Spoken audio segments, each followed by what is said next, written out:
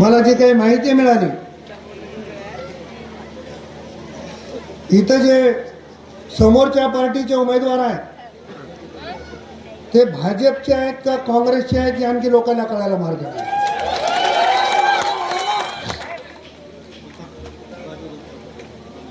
आता कोण कोणाची बी टीम आहे, कोण कोणाची ए टीम आहे हे मी सांगण्याची आवश्यकता नाही. नगरपालिका प्रशासन कसं असलं पाहिजे. मी आता येताना बौद्ध विहारामध्ये गेलो.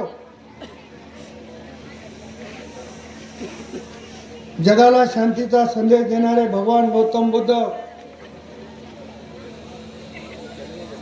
यांच्या समोर आम्ही नतमस्तक झालो. भारतरत्न डॉक्टर बाबासाहेब आंबेडकरांना अभिवादन केलं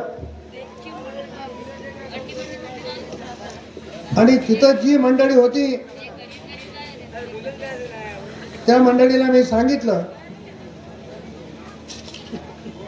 की तुम्ही लोह्याचं बौद्ध विहार येऊन बघा.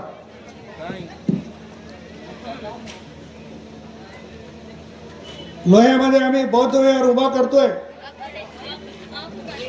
नांदेड जिल्ह्यातलं सगळ्यात चांगलं बौद्ध विहार हे नांदेडला आपलं लोह्याला राहील.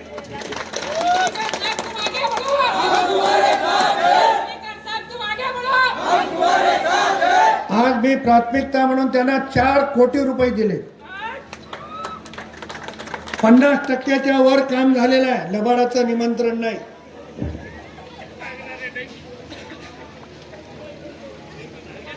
हिमायतनगर मध्ये असेल, नांदेड जिल्ह्यामध्ये असेल, अनेकांनी